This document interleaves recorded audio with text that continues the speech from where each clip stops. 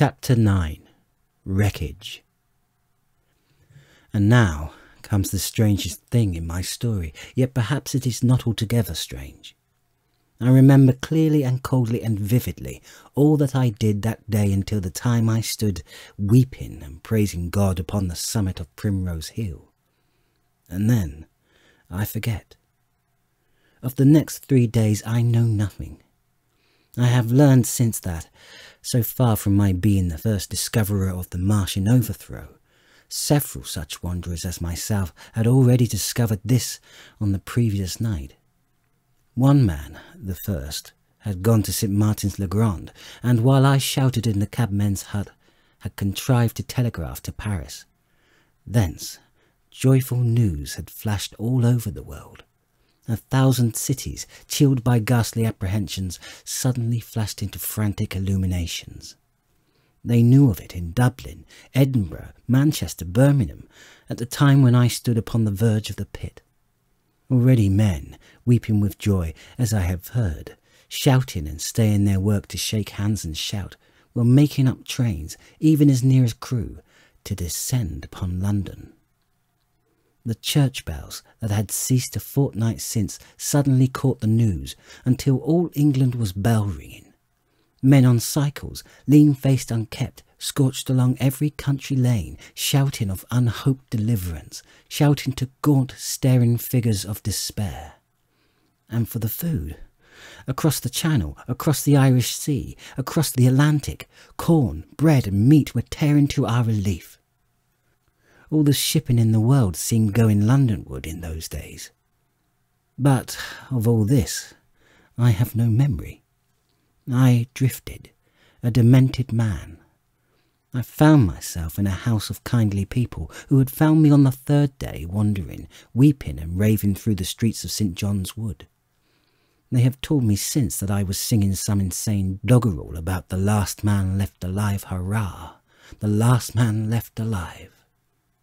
Troubled as they were with their own affairs, these people, whose name, much as I would like to express my gratitude to them, I may not give here, nevertheless cumbered themselves with me, shouted me, and protected me from myself.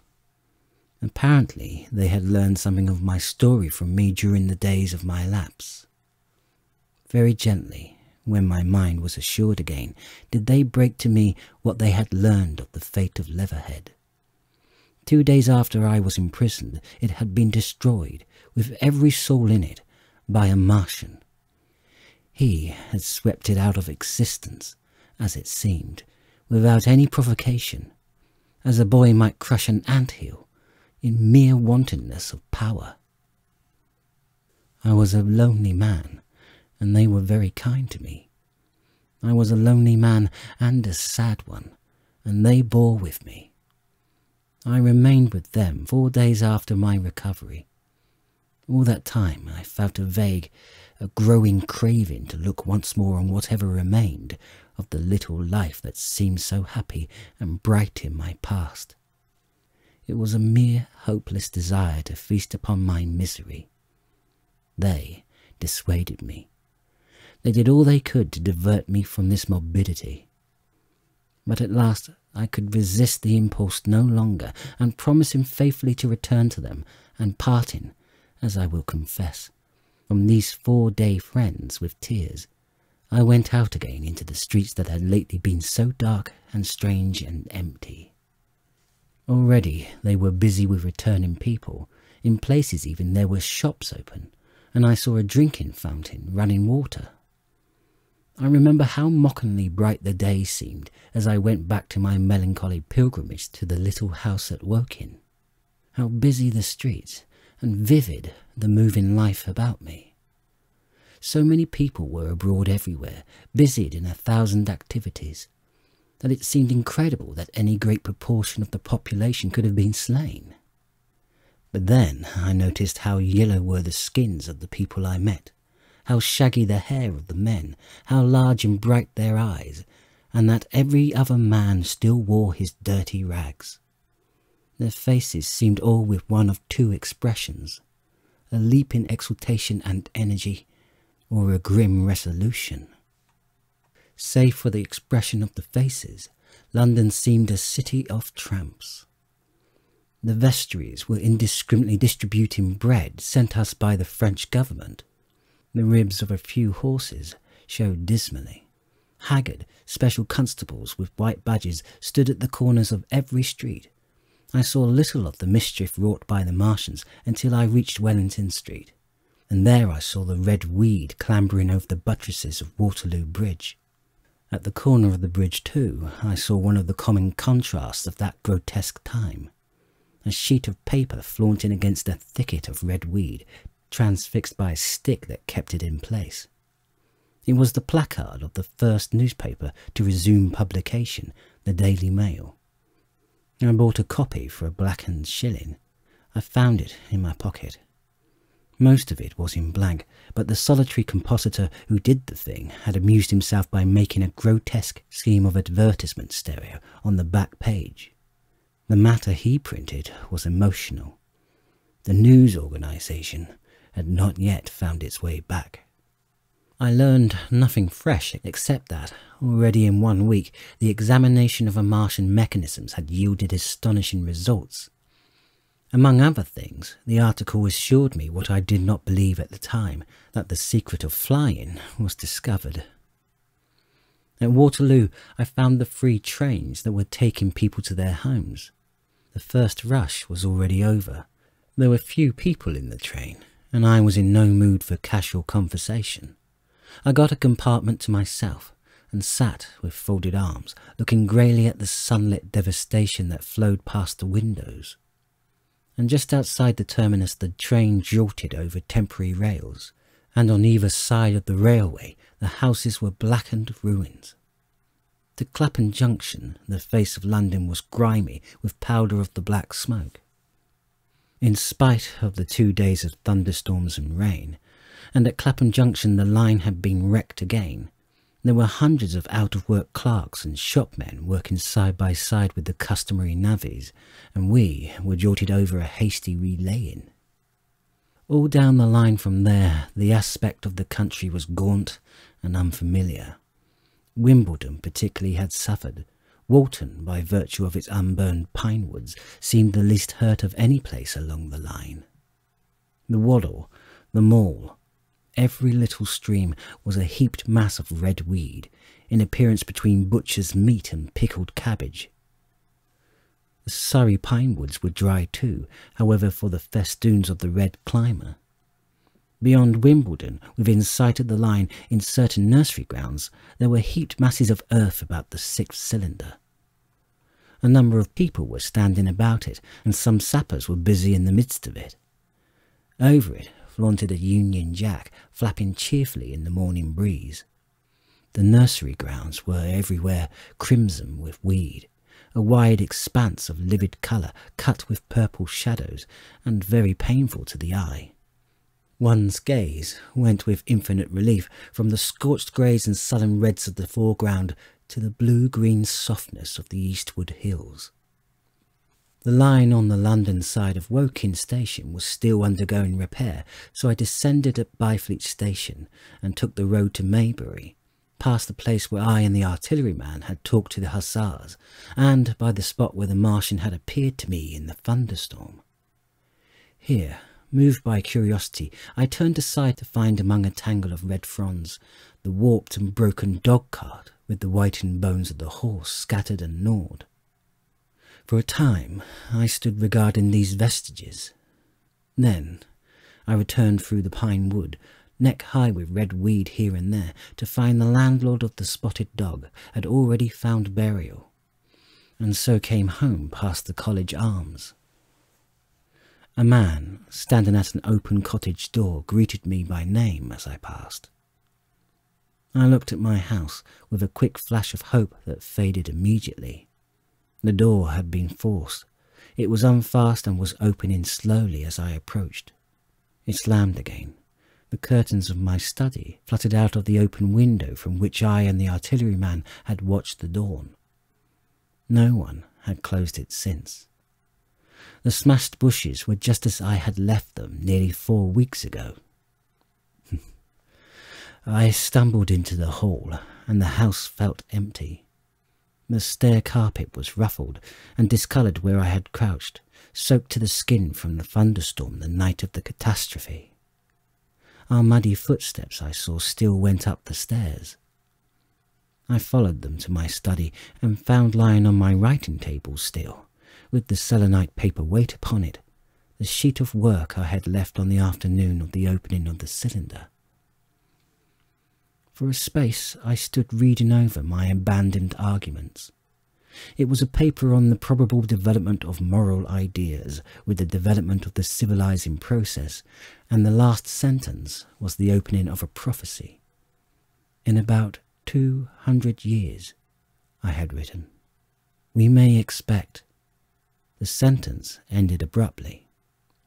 I remembered my inability to fix my mind that morning, scarcely a month gone by, and how I had broken off to get my daily chronicle from the newsboy.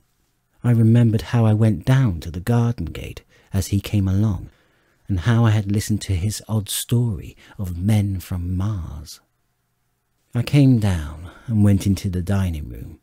There was mutton and bread, both far gone now in decay, and a beer bottle overturned, just as I and the artilleryman had left them. My home was desolate. I perceived the folly of the faint hope I had cherished so long. And then a strange thing occurred. "It is no use," said a voice. "The house is deserted. No one has been here these 10 days. Do not stay here to torment yourself. No one escaped but you." I was startled. Had I spoken my thought aloud? I turned and the French window was open behind me.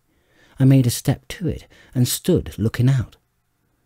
And there, even as I stood amazed and afraid, were my cousin and my wife. My wife, white and tearless. She gave a faint cry. "I came," she said. I knew. She put her hand to her throat, swayed. I made a step forward and caught her in my arms. Chapter 10. The Epilogue. I cannot but regret, now that I am concluding my story, how little I am able to contribute to the discussion of so many debatable questions which are still unsettled. In one respect, I shall certainly provoke criticism. My particular province is speculative philosophy.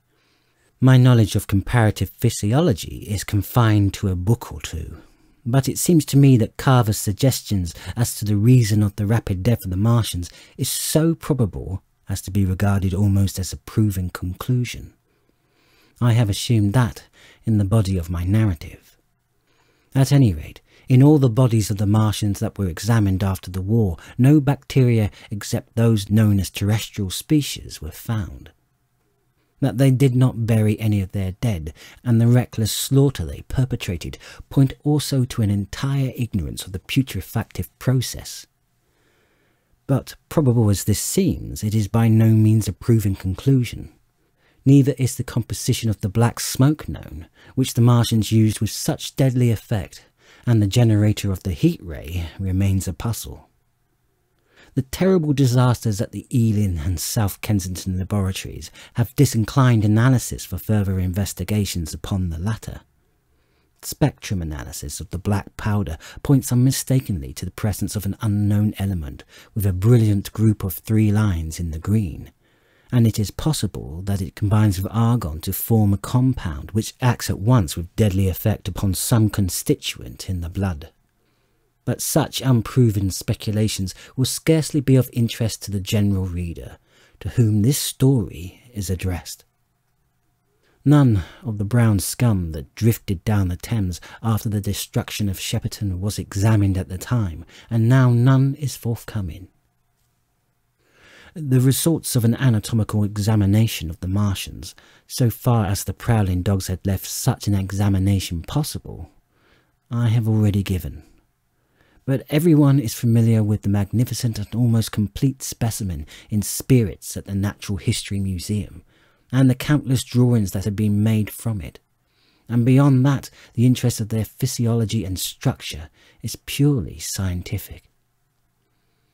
A question of graver and universal interest is the possibility of another attack from the Martians.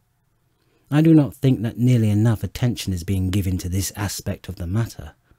At present, the planet Mars is in conjunction, but with every return to opposition, I for one anticipate a renewal of their adventure. In any case, we should be prepared. It seems to me that it should be possible to define the position of the gun from which the shots were discharged, to keep a sustained watch upon this part of the planet, and to anticipate the arrival of the next attack. In that case, the cylinder might be destroyed with dynamite or artillery before it was sufficiently cool for the Martians to emerge, or they might be butchered by means of guns so soon as the screw opened. It seems to me that they have lost a vast advantage in the failure of their first surprise. Possibly they see it in the same light. Lessing has advanced excellent reasons for supposing that the Martians have actually succeeded in effecting a landing on the planet Venus. Several months ago now, Venus and Mars were in alignment with the Sun. That is to say, Mars was in opposition from the point of view of an observer on Venus. Subsequently, a peculiar luminous and sinuous marking appeared on the unilluminated half of the inner planet, and almost simultaneously a faint dark mark of a similar sinuous character was detected upon a photograph of the Martian disk. One needs to see the drawings of these appearances in order to appreciate fully their remarkable resemblance in character. At any rate, whether we expect another invasion or not, our views of human future must be greatly modified by these events. We have learned now that we cannot regard this planet as being fenced in and a secure abiding place for man. We can never anticipate the unseen good or evil that may come upon us suddenly out of space. It may be that in the larger design of the universe, this invasion from Mars was not without its ultimate benefit for men. It has robbed us of that serene confidence in the future which is the most fruitful source of decadence. The gifts to human science it has brought were enormous, and it has done much to promote the conception of the common will of mankind. It may be that across the immensity of space the Martians have watched the fate of these pioneers of theirs and learned their lesson, and on the planet Venus they have found a securer settlement. But that as it may, for many years yet there will certainly be no relaxation of the eager scrutiny of the Martian disk, and those fiery darts of the sky, the shooting stars, will bring with them as they fall an unavoidable apprehension to all the sons of men. The broadening of men's views that have resulted can scarcely be exaggerated. Before the cylinder fell, there was a general persuasion that through all the deep of space no life existed beyond the petty surface of our minute sphere. Now we see further. If the Martians can reach Venus, there is no reason to suppose that the thing is impossible for men, and when the slow cooling of the sun makes this earth uninhabitable, as at last it must do, it may be that the thread of life that has begun here will have streamed out and caught our sister planet within its toils. Dim and wonderful is the vision I have conjured up in my mind of life spreading slowly from this little seed bed of the solar system throughout the inanimate vastness of sidereal space. But that is a remote dream.